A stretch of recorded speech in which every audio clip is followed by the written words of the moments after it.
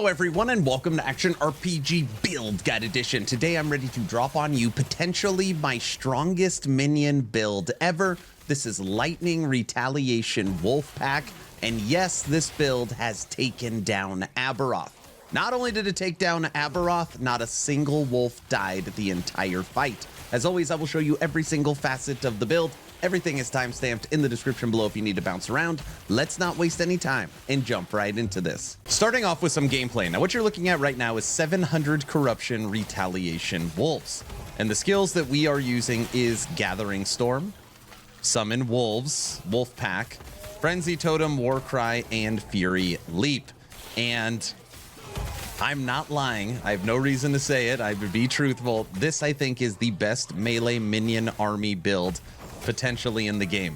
It is so damn strong. And honestly, I was shocked because I updated my Bleed Squirrels build, and then people are like, oh, are you going to update your Lightning Wolves? And I was like, yeah, the builds are pretty close, so I might as well update them back to back. And I made a lot of different changes and went a different route, and it is unbelievable. And I'm going to show you that after this run with some single target to show you what these wolves are capable of. So pretty simple. You're going to jump around. The wolves leap with you. That's going to give them a boost to melee and spell. You're going to be spamming Warcry, Totem, and Frenzy Totem. Frenzy Totem is also going to allow you to howl an extra time. And when you howl, you're going to get 120% multiplicative damage to your wolves. And storm bolts that are cast by your Retaliation Wolves, and we're using Howl of the West Wind, are spec'd into minion damage. So yeah, like even at 700 corruption, you'll notice we are decently tanky, which Beastmaster has a ton of damage reduction. And the wolves just run around tearing everything up. All right, we should be pretty close and done. All right, let me show you some single target. Exiled Mage, same thing, 700 corruption. Smoked. Fully empowered Nemesis. Fully empowered Nemesis. Challenge. Oh, and it's poison. We almost got us at the beginning. You, sir, are dead. 700 corruption, Shade of Oribus. We're just gonna try and face tank. Just destroyed. 700 corruption, Fire Bosses. Come here. Ooh. One down. Two down. Three down. Let me show you one more fight. Here we go. Aberoth, Pinnacle Boss of Last Epoch versus Lightning Retaliation Wolves. And to be clear, this isn't like obviously an easy fight, but can they kill Aberoth? What an excellent question. Let's see. This is the final phase. Ooh. Okay, patience. Light him up. Aberoth dead. Let me show you how to recreate this build. So now let's break down the skills for our Lightning Wolves, and I'll try and show you what points to take first. Now our first skill is Fury Leap. First thing you want to do is take this bottom tree here. This is going to give you melee damage and spell damage. Your wolves are going to leap with you, so they stay close, and you can reposition them easily. It's going to give you Frenzy, Life, and Cleanse. You're then going to come up and take this tree here, which is going to give you better cooldown recovery speed, immune while leaping, and you could time this for boss hits or big attacks.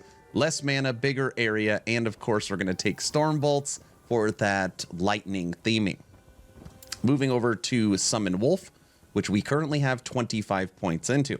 First thing you want to do is take this tree to the left. Now this is going to give you melee damage, multiplicative with stun crit chance. It's also going to give you regular damage, multiplicative, and give you cold, and you need that cold tag with 1 maximum wolf and 1 maximum companion. You then want to come down and actually take the lightning tree here. This is going to give you Stormcaller's Reprisal, which Stormbolt Retaliation chance and multiplicative spell damage. You're then going to get an additional 150% multiplicative lightning damage. You're going to get life and damage per attunement. And then your final 8 points up here. This is a movement speed and attack speed, but more importantly, Howl of the Night. You're going to be howling all the time. And when you howl, you're going to be doing an additional 120% multiplicative damage, because this 40% is tripled when you howl. Moving over to Gathering Storm. Now, Gathering Storm, the first thing you want to do is come down and take this tree here. This is going to give you attack speed, which you will actually be using. It's going to give you lightning penetration. It's going to give you more damage to your storm bolts based upon mana consumed. You're also going to be doing more damage or additional bolts while dual wielding. This build we are dual wielding. And your minions will be able to maintain your storm stacks since you are actually using this skill. You're then going to come to the left and you're going to get repeat chance, 20%, 1 in 5. And you're going to take multiplicative damage to your storm bolts. Lastly, you're going to come up with your last 4 points and you're going to take jolting strikes, which is shock chance, but more importantly, Tempest weapon. And since you are using an axe and you're using 2 axes, spell damage per 3 melee damage on the weapons you are holding. Moving over to Summon Frenzy Totem. Summon Frenzy Totem's an easy one. You're going to take Frenzy Effect. You're going to take melee physical damage. You're going to take the ability to refresh your Howl on your wolves.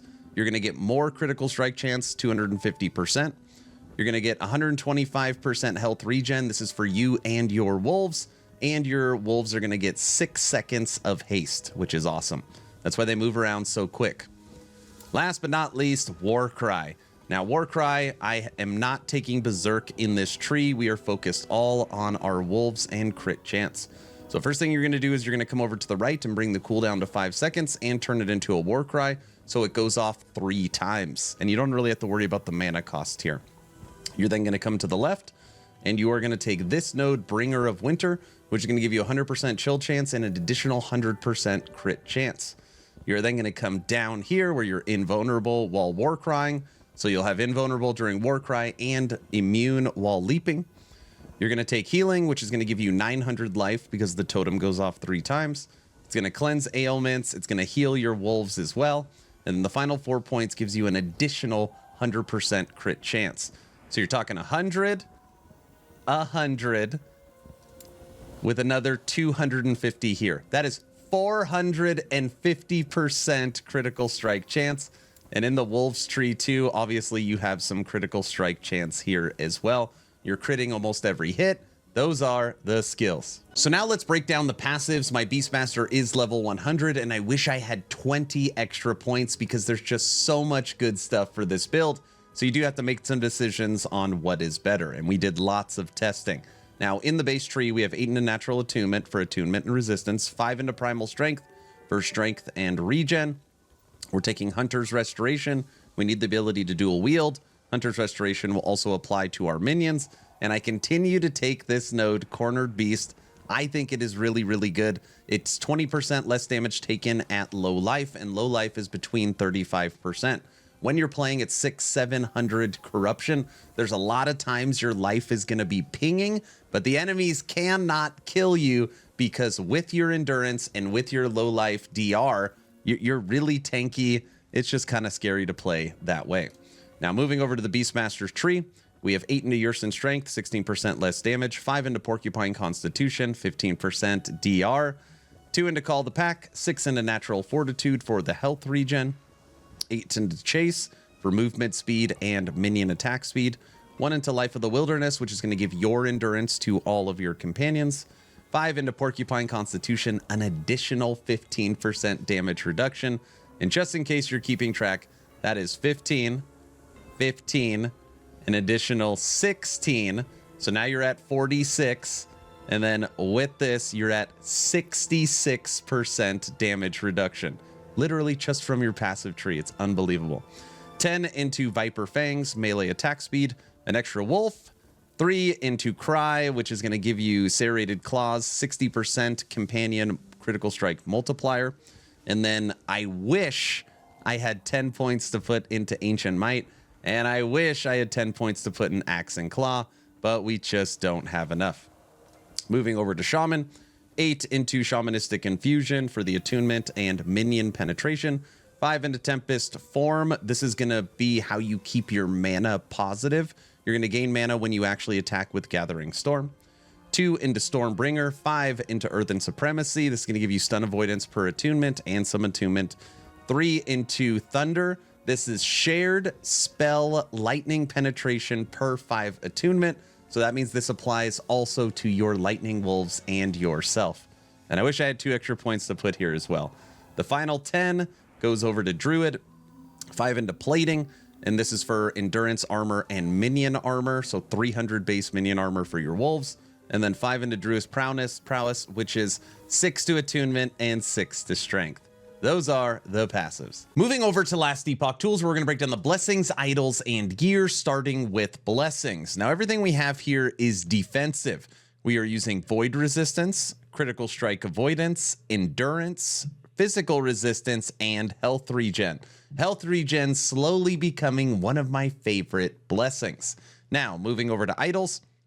For the most part, we're trying to stack as much life as humanly possible, and you'll see 4 double life idols here. And then I wanted to showcase how many different good idols you can use for this build. So on here, you can get increased minion lightning damage. You can get increased minion melee damage. You can get increased minion critical strike lightning damage. And you can get increased minion spell damage. All 4 of those would work, or any combination you need with increased health. Also on these idols, you can get elemental resistance or single resistance like cold, fire, or lightning. So you could use this to round out your resistances or just take more damage. Lots of options.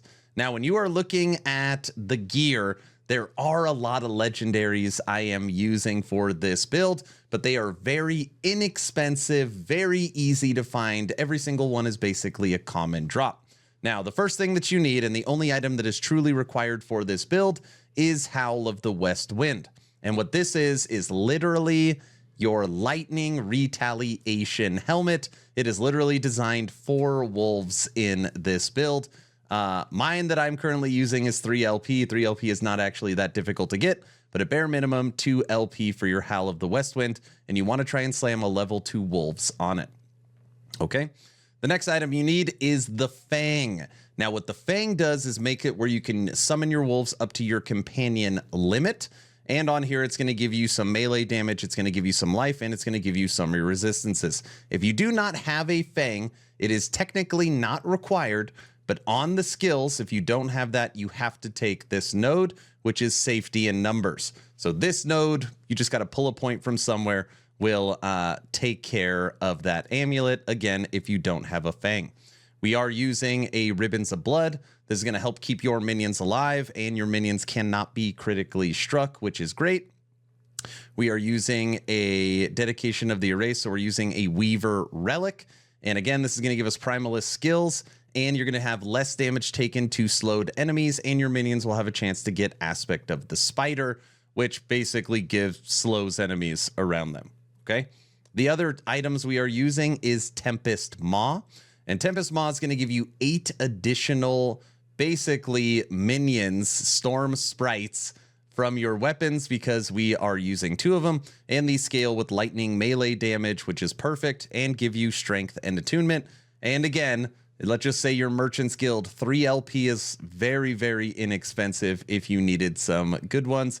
And then, of course, you slam minion melee, minion spell, and lightning penetration on your Tempest Moss. Now, the other items we are using, body armor, minion critical strike multiplier, minion melee critical strike chance. And on here, you could put attunement as well. Belt, double minion, double health. Boots, attunement, movement, speed, armor, hybrid health. Gloves, attunement, minion damage, hybrid health, health regen. And for our ring, attunement, mana regen, health, and lightning. If you're not struggling with mana at all, you could put minion damage as well. That is the gear. So now let's talk leveling, and this isn't a leveling guide, it's just tips and tricks to get you through the campaign. Now for me, it doesn't matter if I'm a Beastmaster, Shaman, or a Druid, I level my Primalist the exact same way, and that is through the skill Swipe. There is so many low-level uniques that you could turn into legendaries that can do melee physical damage. And for Swipe, I focus on these 3 nodes. This is going to give you Leech and multiplicative damage, it's going to give you multiplicative damage in area, and it's going to give you kill threshold. And then if you want, you can come down here and get boosted attack speed. But really, these 3 nodes is what I focus on with Swipe when I am moving through the campaign. The next couple skills I use is Maelstrom. And Maelstrom I use is kind of like a righteous fire, an AoE that just kills enemies. And you want to turn Maelstrom into its physical form so it has synergy with Swipe. So Swipe's going to do physical, and your Cyclone is also going to do physical. And then you can come up here and get Frenzy and Haste, so it's quicker to traverse through the campaign. Now the next skill that you want to get is Warcry. And the reason why you want Warcry is you want to come down here and you want to take Whirlpool. That way you're not actually having to cast Maelstrom. Warcry is going to do it for you. So Warcry is going to give you a boost to damage. You can take Berserk if you want attack speed, and you'll just be Warcrying and swiping through the entire campaign. Now, last thing you want to do is take Fury Leap, and you want to put that on your bar as an unspec'd skill. So you can leap, you could swipe, you could Warcry, and Warcry is going to make those Maelstroms automatically. You will fly through the campaign. All right, everyone, that's the build guide. What do you think of my new Lightning Wolf Pack? Is there anything I missed? Is there anything I can do to take this to the next level? Let me know your thoughts in the comment section below. Please like, share, and subscribe if you think I've earned it. Best way to support is Patreon, and make sure you check out the Discord. We do a game giveaway or merch giveaway every 2 weeks for just being a member of my community. We have voice chats going daily for Last Epoch. We cover the entire genre. Movie nights, game nights, special events. It's an awesome place to hang out if you love action RPGs. Check out my Discord. The link is in the description. I'm done. Hopefully you were entertained or at least learned something. Aaron, out.